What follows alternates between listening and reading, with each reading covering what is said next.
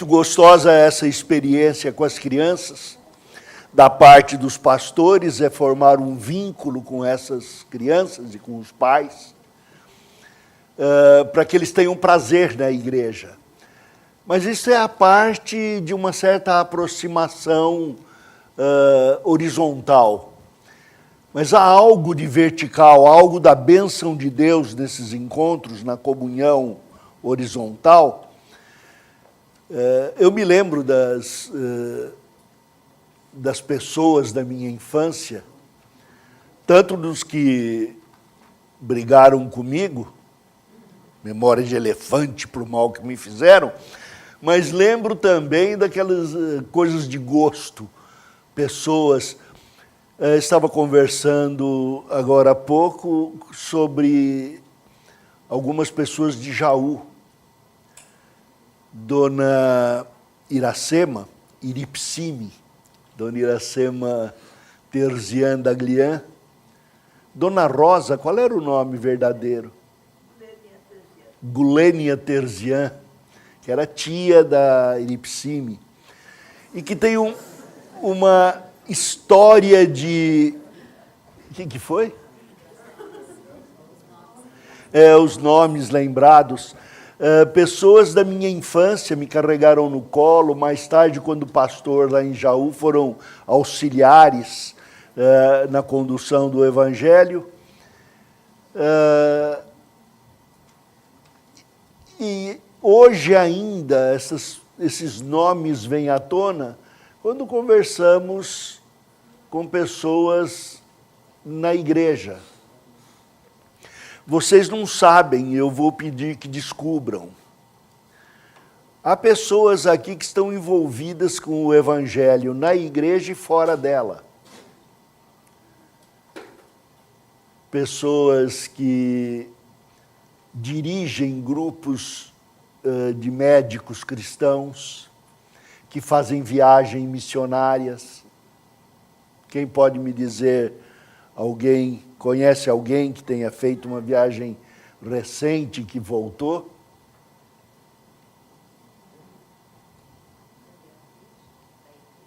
Da igreja, acabou de voltar do Líbano.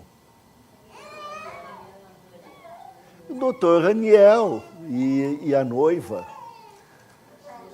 Ele dirige um grupo de médicos, acabou de voltar de uma viagem onde a motivação do coração dele era a vida cristã, era o Senhor Jesus Cristo. Que se vocês notarem no contato com ele, vão verificar que a missão principal da vida dele é viver para Cristo. E isto funda uma série.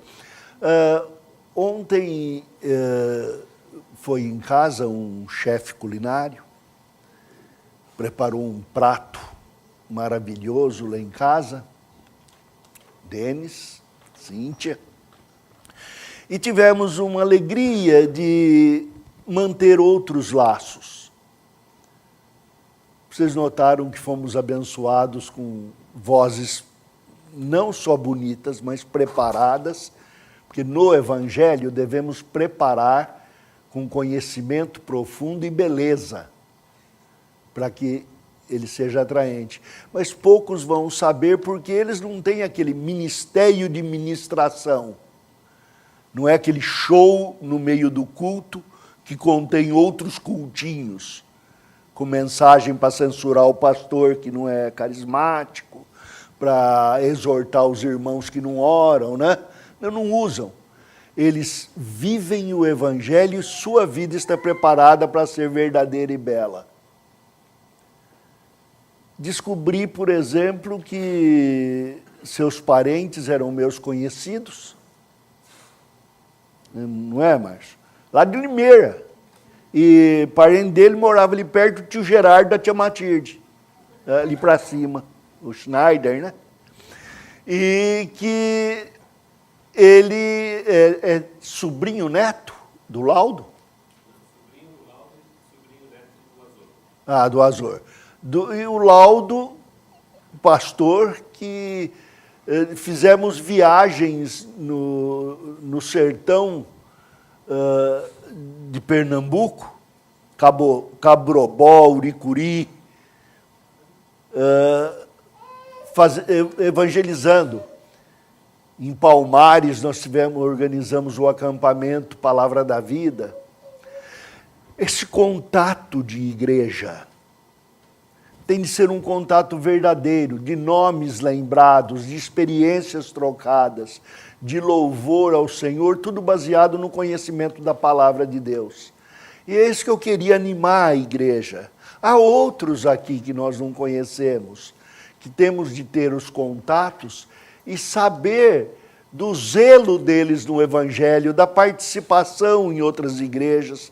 E isso só vai existir se nós nos agruparmos. Convidem para ir à sua casa. Quem não sabe cozinhar, convida cozinheiro. Quem sabe, convida para comer. Porque refeição faz parte desse Evangelho.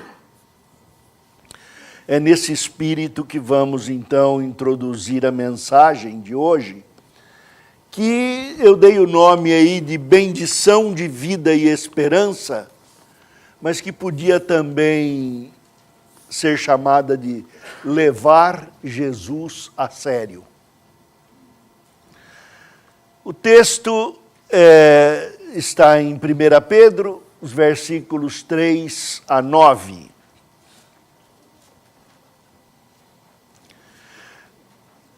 Bendito o Deus e Pai de nosso Senhor Jesus Cristo, que segundo sua muita misericórdia, nos regenerou para uma viva esperança, mediante a ressurreição de Jesus Cristo dentre os mortos, para uma esperança incorruptível, sem mácula, imarcessível, reservada nos céus para vós outros, que sois guardados pelo poder de Deus, mediante a fé, para a salvação preparada para revelar-se no último tempo. Nisto exultais, embora no presente, por breve tempo, se necessário, sejais contristados por meio de provações, para que uma vez confirmado o valor da vossa fé, muito mais preciosa do que o ouro perecível, mesmo apurado por fogo, redunde em louvor, glória e honra na revelação de Jesus Cristo, a quem não havendo visto amais, no qual não vendo agora, mas crendo, exultais com alegria indizível e cheia de glória, obtendo o fim da vossa fé, a salvação da vossa alma. Os tempos eram difíceis para os apóstolos. Paulo chega a dizer,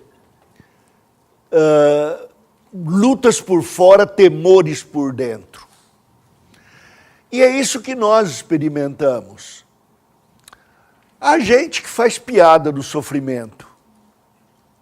Há gente que transforma o sofrimento em motivo de preciosidade. E eu não gostaria que fosse assim.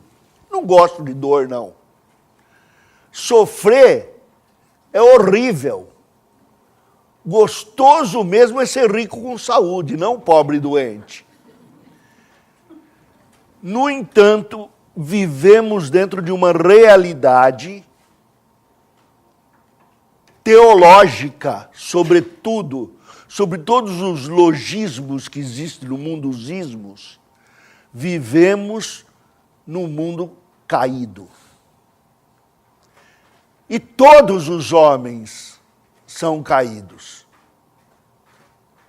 Aliás, mesmo na perfeição do Éden, os homens, o homem, a mulher e toda a matéria sofria decadência. Muitos pensam que o pecado é que trouxe a decadência das coisas. Para os estudiosos, segundo a lei da termodinâmica, mas não foi o pecado que trouxe isso. Antes, no Éden, o mundo criado dependia de Deus. O mundo todo recebia o insuflo do poder de Deus para manter-se em coerência, para manter a vida. Se Deus dormisse por um momento, o mundo explodiria numa bolha. Ele sempre é que é o poder. Ou então o mundo, se não precisasse de Deus insuflando poder, seria um outro Deus. Mas o mundo depende de Deus, todos. Com o pecado ocorreu que o mundo perdeu esta bênção e começou a decair. E quanto mais distante de Deus, o mundo entra em maior decadência.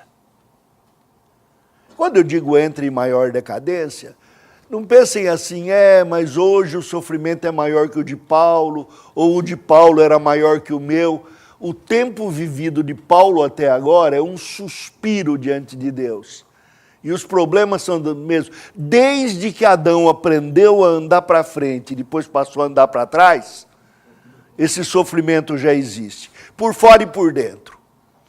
Batalhas por fora, batalhas interiores. Outro dia eu vi aí um idolatrado culto da nossa televisão, da nossa mídia, dizer, isto faz mal para o meu psicológico.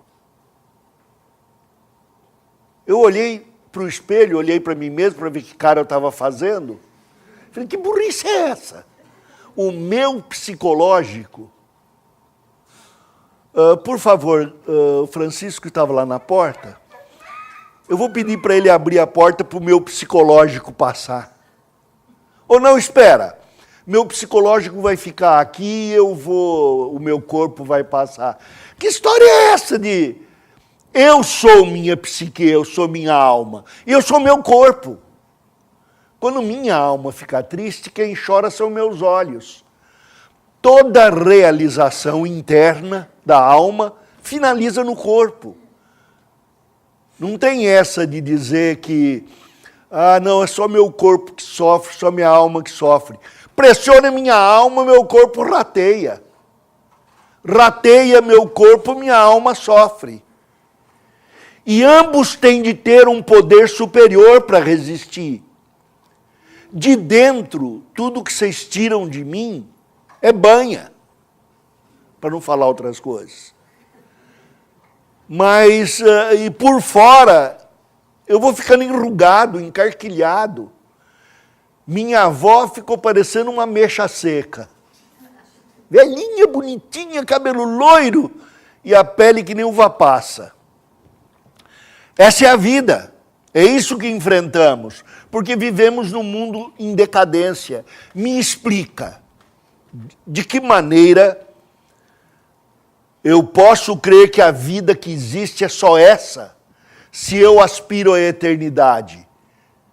O pessoal da saúde aí que me diga, por que vocês trabalham para curar a doença, hein? Já que não tem jeito, deixa morrer. Estamos com muitos habitantes no mundo, já está com um problema. Na tentativa de curar, vocês estão prejudicando. Mesma coisa quem crê no Espiritismo. O Espiritismo tem uma soteriologia, uma salvação dúplice. Temos de fazer caridade e temos de sofrer. Quem faz caridade impede que o outro sofra, a caridade se tornou em mal. Então, é um paradoxo. Mas existe o paradoxo do ateu. Não existe alma e não existe ressurreição. E Paulo diz, somos os mais infelizes. Por quê? Porque não tem motivo para viver. Escuta, que diferença tem viver 33 anos e viver 99? Jesus viveu 33 e ele é o autor da vida, de vida plena, e viveu muito mais do que quem tem 99. Disse o sábio Salomão, Deus colocou a eternidade no coração do homem. Por isso que você não gosta de ficar na frente de bonde, de trem. A não ser que você tome um LSD, né? A pessoa toma um LSD, pensa que é super-homem e vai para ônibus, né? O mundo está como está nessa bagunça por causa da fé. Porque os homens perdem a esperança. e a esperança está apenas na baderna. Com Amador Bueno, lembra de Amador Bueno? O nome? Eu preciso lembrar, gente, estudar história. Foi meu avoengo. E ele foi aclamado rei aí em São Paulo e não aceitou. E sabe qual era a luta? Impostos. E o imposto não era nada. Imposto era uma vaquinha. Hoje, o mundo exige de você mais de 30% do seu salário para pagar deputado ladrão. E você paga até 52%, 60% no embutido, na gasolina e outros. E ninguém se manifesta. Você quer mais é pagar para que te deixem em paz, porque senão vão roubar mais e você vai perder até o que tem. E outra, que ninguém investigue seus negócios, porque senão você perde tudo. Então esse imbróglio em que nós estamos hoje tem um fundo espiritual, moral, ético, teológico, de fé. E Paulo estava sofrendo estas questões todas, como Pedro também sofreu. E ambos começam a sua frase em Efésios, e agora aqui em 1 Pedro, dizendo, bendito o Deus e Pai de nosso Senhor Jesus Cristo. Paulo diz, bendito o Pai, o Senhor Deus, bendito seja Deus, Senhor Pai de Jesus Cristo, que nos tem abençoado com toda sorte de bênção espiritual nas regiões celestiais em Cristo.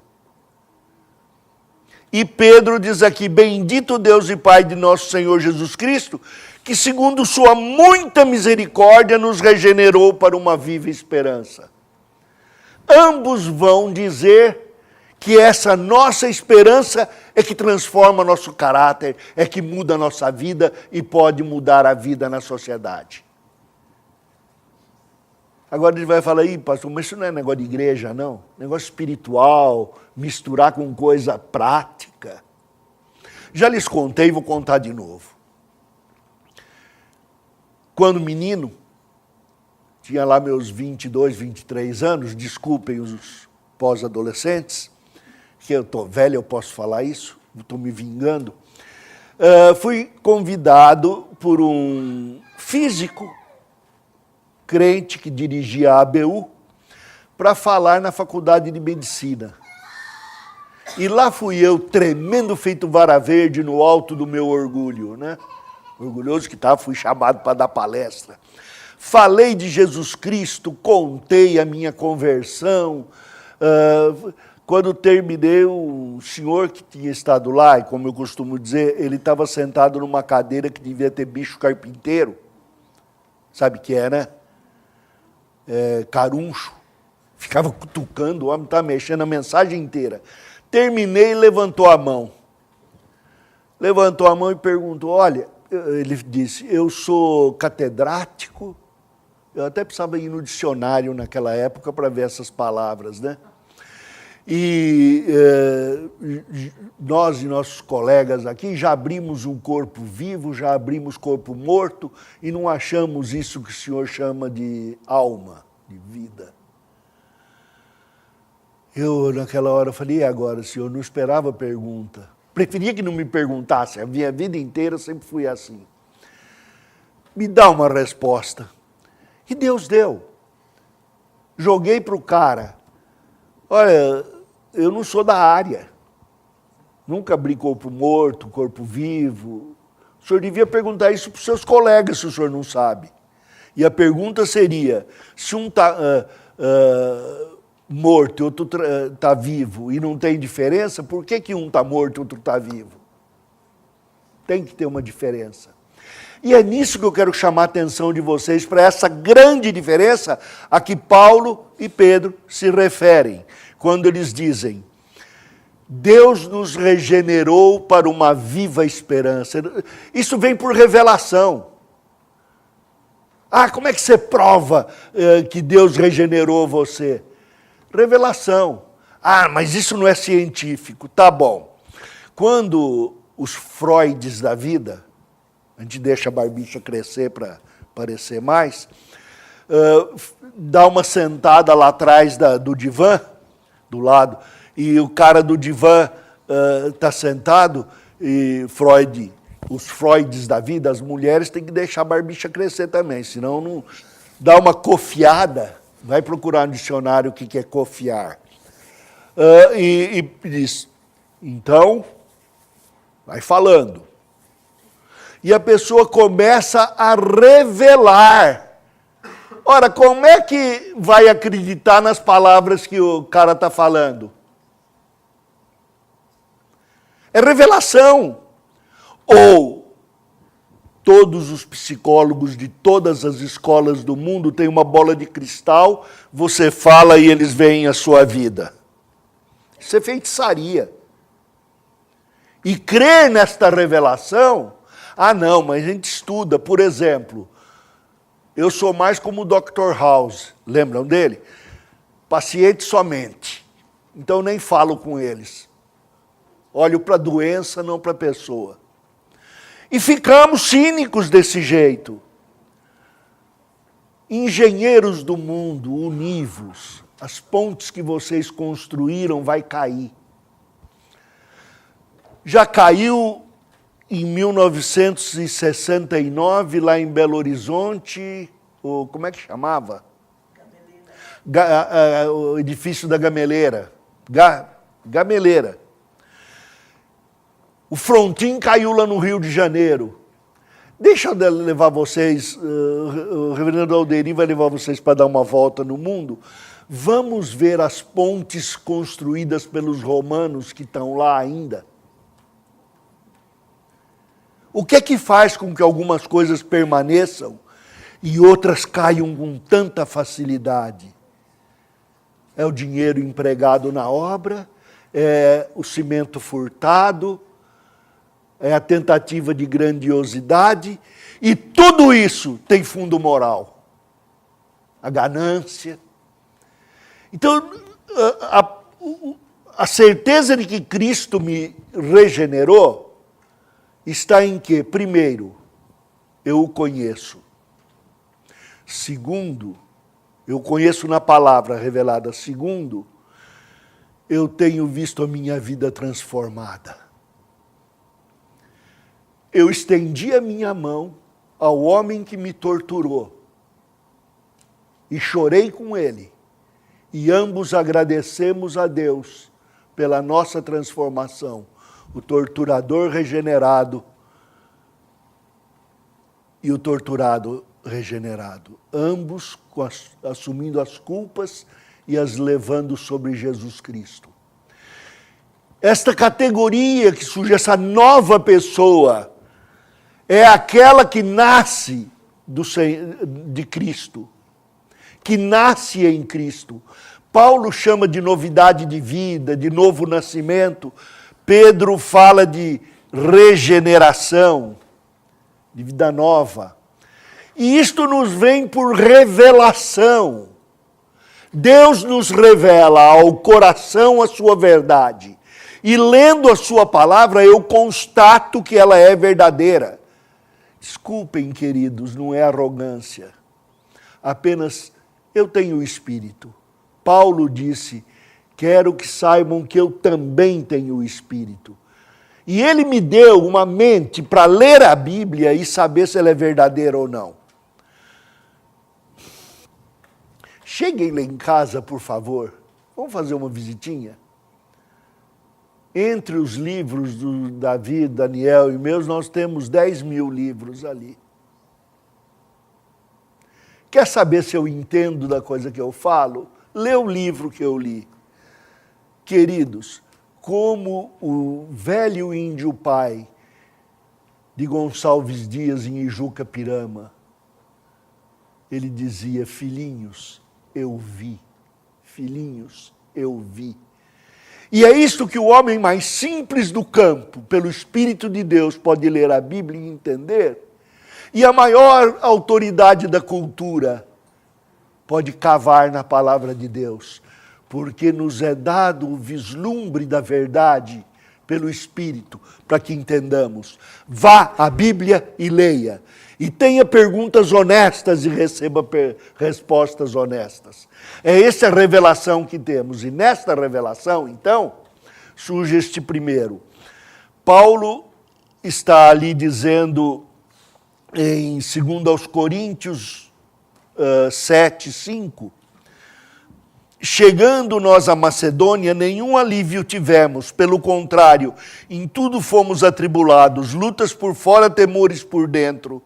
Porém, Deus que conforta os abatidos, nos consolou com a chegada de Tito, e não somente com a sua chegada, mas também pelo conforto que recebeu de vós, referindo-vos à vossa saudade, o vosso pranto e o vosso zelo por mim, aumentando assim meu regozijo. É estupendo isto. Como Deus produz na igreja local e das igrejas em todo o mundo este grande consolo que transforma nosso caráter. Eu sou transformado pelo caráter de Jesus Cristo, pelo seu Espírito, o Espírito de Cristo que habita no meu coração, quando eu sou regenerado. E me é assegurado este crescimento pelo contato com outros regenerados. Vou contar um segredo para vocês. Velho também gosta de pecar. E a tentação às vezes é grande. Eu não vou mais a banco. Mas quando eu ia no banco e o cara da minha frente estava lá trocando 5 milhões para comprar um aviãozinho, e eu ia lá fazer um empréstimo para pagar o imposto da bicicleta, dava aquela vontade. Me lembro uma vez que alguém saiu do banco e esqueceu o dinheiro. Era no tempo da honestidade ainda. E o caixa, que era da igreja, da primeira igreja de Belo Horizonte, disse: pastor, faz um favor, alguém guarda seu lugar, corre atrás daquele lá e entrega o dinheiro que ele esqueceu. Grudei o dinheiro, naquele tempo podia sair com o dinheiro na mão, assim, do banco. Trombadinha só dava trombada se fosse falta de visão.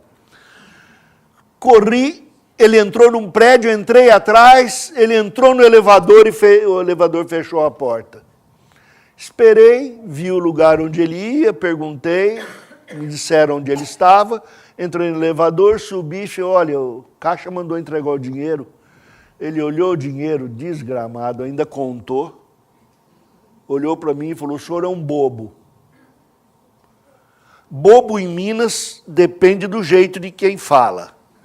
Por exemplo, uma garçonete pode virar: é carne de boi, bobo. E esse é carinhoso. Mas ele xingou mesmo. E a resposta veio pronta. É a diferença entre nós dois. Por quê? Porque Deus transforma nosso caráter. É no fio do bigode. Hoje não há palavra.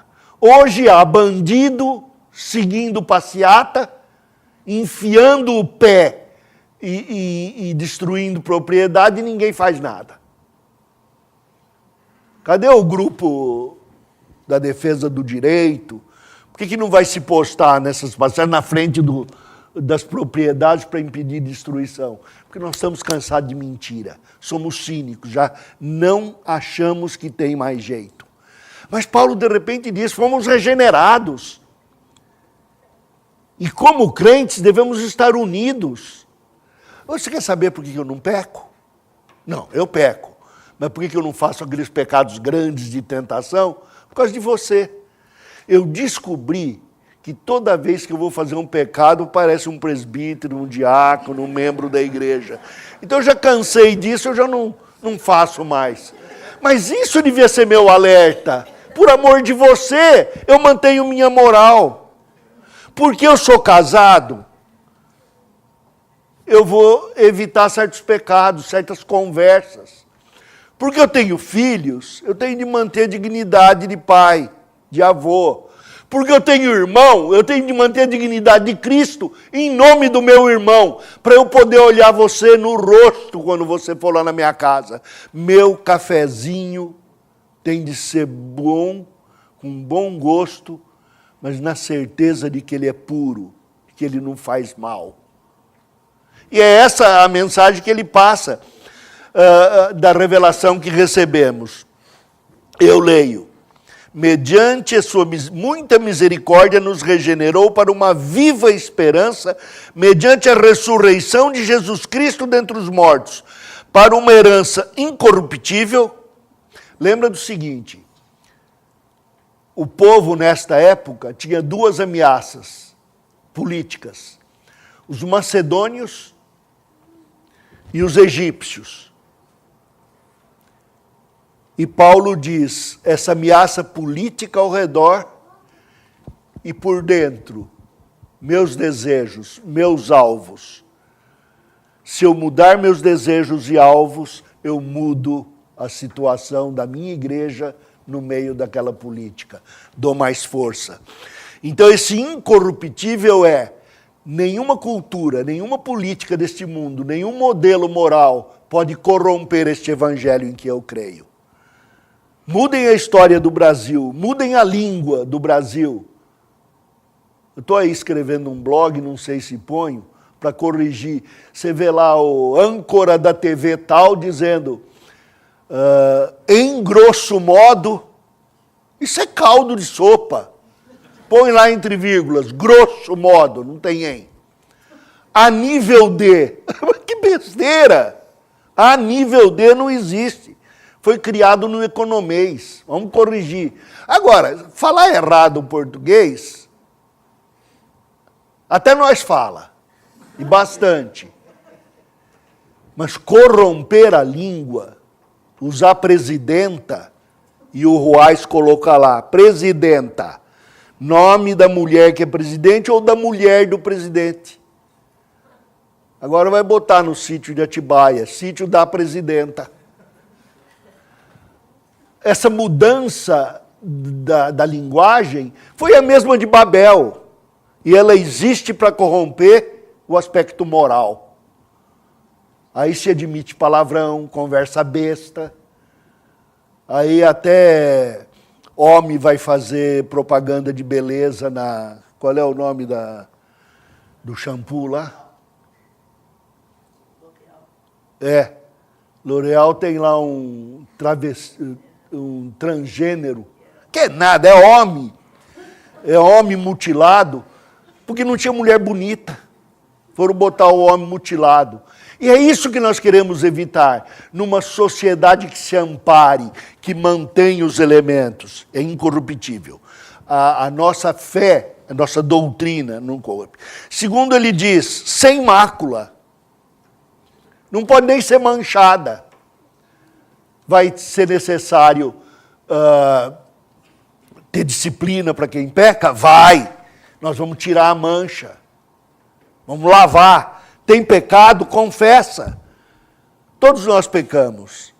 Eu estou cansado de confessar meu pecado lá em casa. Outro dia até eu fui repreendido. Você não vai parar de falar? Estava dizendo, eu te amo, eu te amo, eu te amo. E às vezes a gente não ama, né? Está pecando. E você fala muito isso. Mas é bom confessar o pecado, é bom repetir as palavras de amor. E imarcessível, perene. As culturas passam. O evangelho vai para a vida eterna. Eu quero cultivar agora o meu caráter, que vai ser o caráter que eu vou ter eternamente nos céus. Nisto exultais, embora no presente, por breve tempo, se necessário, sejais contristados. Voltamos à realidade. Existe uma fé, existe uma base, mas tem uma realidade. O que vemos aqui é tribulação, que devemos reconhecer, ela reside no ponto básico do nosso chamado evangélico. Mas você vai dizer, então é sadomasoquismo? Não, nada disso. Ninguém aqui vai viver o evangelho, Deus manda sofrimento para que ele ore por mim. Depois, isso não é nada, minha avó morreu disso. Essas conversas de crente, né? De querer chorar as pitangas de sofrimento. O que Paulo diz é, sofrimento existe. Existe porque o mundo é caído e não vamos evitar. Tem uns que sofrem mais, outros que sofrem menos. Tem uns que têm mais, outros que têm menos. Mas nós estamos aqui para manter os crentes acima do sofrimento e não debaixo dele. Eu não como disse o pastor Heber, o pão que o diabo amassou, como o pão que Deus amassou. E a minha parte deliciosa do pão de Deus veio com uma parte de sofrimento. Amém. Não sou o homem que era. E estou vivo. E ainda que o sofrimento me mate, eu sobrevivo no céu. Minha vida não para aqui, ela é eterna. Francis Schaeffer estava conversando com um professor do MIT, e esse professor debochando do Schaeffer, seu Jesus, um homem histórico lá, não tem nada a ver com aqui. E esse professor estava em lua de mel. E como todo casal de pombinho, lua de mel quer dormir cedo, né? Ou pelo menos sair cedo da mesa. Eles se levantaram e deu um abraço nela, mas o Schaeffer descreve como se fosse o de Hollywood, né?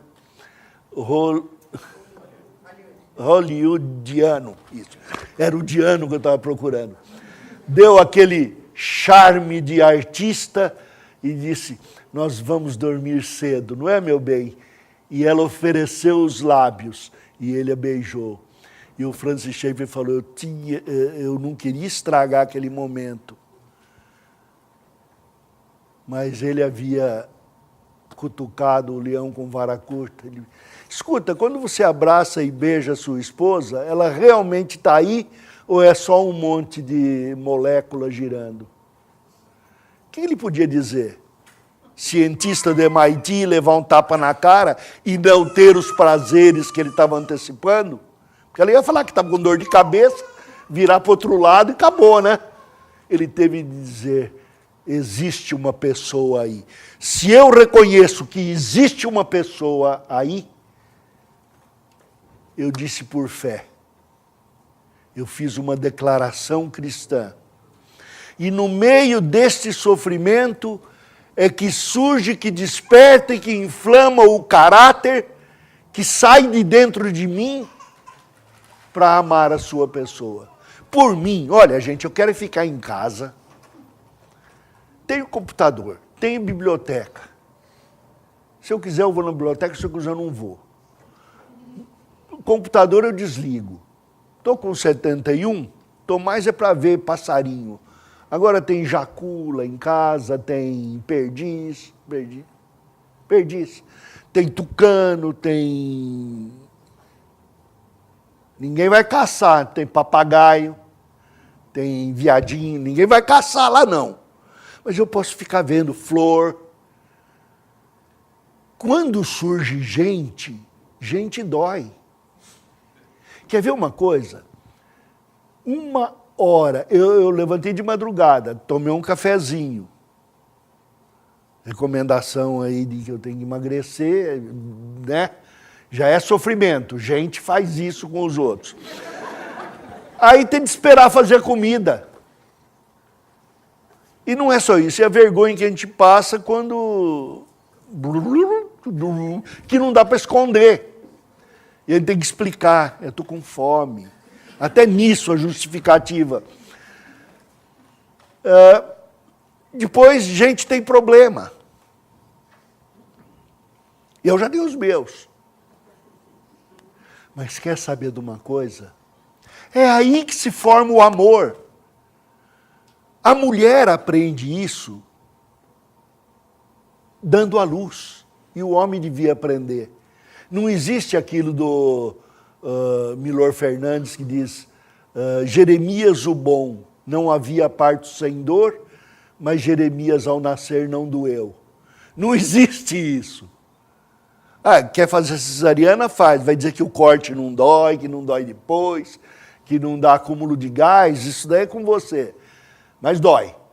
E quem não teve dor no parto, ou teve dor do abandono do filho, ou o filho vai dar dor depois. E como dói.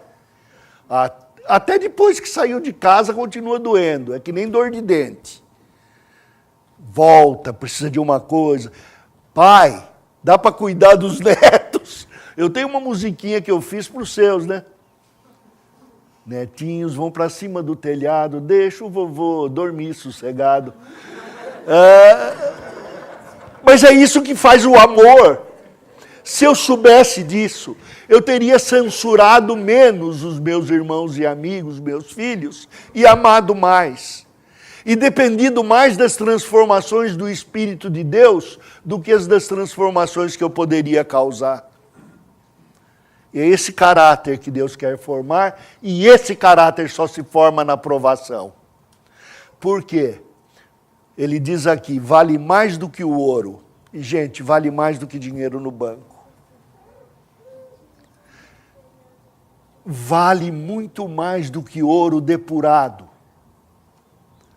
Vou dizer outra coisa. Deus depura nossas experiências como ouro no fogo. E são dessas experiências depuradas que surge a dedicação. Deus arrancou da minha casa os egoísmos, as individualidades, os alvos errados, as idolatrias, a fogo.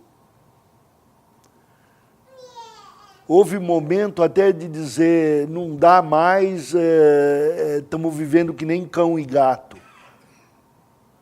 Mas Deus disse, amai os inimigos. E quando aprendemos a nos amar a despeito de tudo, descobrimos o caráter que Cristo quer dar. Não ao indivíduo somente, mas ao indivíduo e sua família. Já perceberam que casal de velho vai ficando mais parecido com o outro?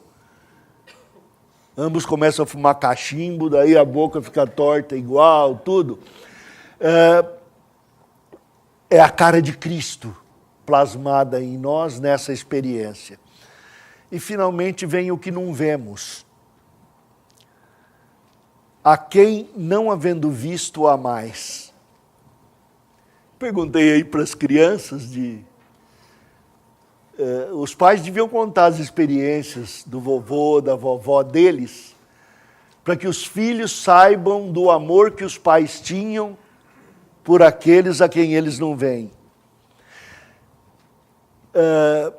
Meu tataravô, lá em Pedreira e Amparo, meu bisavô, também lá em Pedreira e Amparo, foram lá vereadores, fazendeiros. Papai me contava do meu avô, eu mesmo perguntei para o meu avô Venâncio como foi perder tudo, ser expulso de casa por ter se convertido, ter ido ser zelador de piscina em Casa Branca, limpa-trilhos da Mugiana. E aqueles a quem eu não vi, eu soube que meu avô amou, meu pai amou, eu amo também. Lembre-se, seus filhos vão amar vocês na medida com que vocês expressam amor pelas pessoas que eles não veem. Pelo irmão que está longe, orando pelo navegante no mar, orando pelos missionários, orando, trazê-los próximos do amor a quem não vem, porque eles devem aprender a amar a Jesus a quem não vem. E o amor a Jesus vem nas histórias da palavra de Deus. Eu leio o Velho Testamento e vejo as promessas do Messias. 214 promessas explícitas do Messias.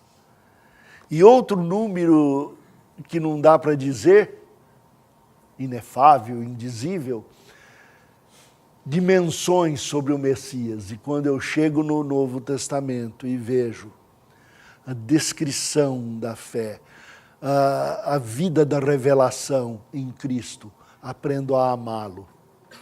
Amar o Senhor por cartas. Beth e eu estivemos separados 1 ano e meio durante nosso entrosamento e eu aprendi a amá-la por carta. Esqueci da cara dela, mas a reconheci quando ela desceu do avião, porque eu a conhecia por dentro, na alma, por fora, adivinhava a feição. E é isto que Deus está impingindo em nós, amar o que não vemos, a quem, não tendo visto, amais, no qual, não vendo agora, mas crendo, exultais com alegria. Eu creio no Senhor, autor da minha fé. Isto é que guia a minha vida. Olha, vocês conhecem piruá? Piruá é o milho que sobra na panela quando você vai estourar a pipoca. E quando a gente morde um piruá, dependendo do dente, aquilo dói. Já me chamaram de piruá. Carne de pescoço. Lá em Limeira tinha um nó, né? Não vamos falar quem é, mas tinha um nó. Deus quer transformar a nossa vida para que sejamos palatáveis. É o Senhor Jesus que me torna palatável. É Ele que me faz agradável. Eu não posso querer agradar a todos vocês, eu teria de me vestir de palhaço. Mas eu quero agradar a Cristo. E todos os que querem agradar a Cristo, agradam-se um dos outros. Agradam-se até dos porcos espinhos. Porque tem gente que é porco espinho, né? Chega perto da gente e já começa a cutucar. Mas nós amamos uns aos outros. Não pelo que são, pelo que Cristo é neles. E pelo potencial que eles têm de ser o que Cristo é. Somos pessoas em transformação. Vocês têm aqui um dos pastores, o Vadislau, que ainda não está glorificado. Mas eu chego lá. O Senhor está me levando para lá. Quando Ele me mandou pular, Ele disse, pule até a altura que eu vou te levar. Infinita, extensa. E nele posso todas as coisas, posso perdoar tudo, posso aceitar as dores que meus irmãos me causam e posso ter uma alegria indizível. Este é o termo da nossa pregação. Paulo disse isto, Pedro disse isso. Na realidade desta vida é nos revelado que a alegria em Cristo é indizível. Quando eu fui para Belo Horizonte, menino, missionário entre os judeus, conheci um diácono numa igreja. Diácono muito interessante. Da sexta igreja, ele se aproximava do pastor da igreja dele e dizia, o senhor me conhece? O pastor olhava e dizia, claro, conheço, diácono, então fala meu nome. E o pastor sempre esquecia. Aí um dia eu chamei o pastor de lado e falei, olha, na Bíblia teve um que quis ver a marca de Jesus. Quem era? Também chamado Dídimo. Falei, então lembra, quando ele perguntar, você fala marca de Cristo, aí vem o nome Dídimo. E o pastor não esqueceu mais. Dídimo, numa pregação que fiz lá na igreja dele, entregou a vida para o ministério, veio estudar na Palavra da Vida, depois estudou no seminário presbiteriano aí em Campinas, vinha à minha casa, me lembro bem que ele trouxe o Orozimbo. Orozimbo era o nome que eu dei para o meu bichinho de estimação, aquele de fazer iogurte, aquela couve-flor. Botei nome, porque era coisa viva, era meu pet. E estudava a Bíblia ali comigo. Foi meu pastor auxiliar na igreja Ebenezer de Santana. No casamento dele, fomos enfeitar a igreja juntos. Batizei um dos seus filhos. Dídimo foi ter com o Senhor na semana passada. Depois de um tempo de sofrimento, foi ter com o Senhor. No tempo que ele estava hospitalizado, eu também estava. Dificuldade de visitá-lo, Davi foi orar com ele. Escrevi alguma coisa sobre isso e terminei dizendo, continua lá. São os próximos e mais bem abençoados capítulos da minha vida. Estes virão, eu chego lá. Ele já foi. Pense nesta dimensão, que estamos lidando com almas eternas, que têm o caráter de Cristo. Vê se isso não muda. Isso faz até quem não gosta de camarão comer um ou outro. Até quem não gosta de lagosta vai experimentar, por amor do seu irmão. Só não faça os outros experimentar se eles tiverem, como é que chama? Alergia. Respeite a alergia um do outro, isso é parte do amor. Lembrem-se disso. Tragam a fé para o tratamento entre nós. Pensem na dinâmica eterna da Bíblia. Deixem que Cristo os transforme. Isso dá uma alegria que a gente não para de rir. Deus os abençoe.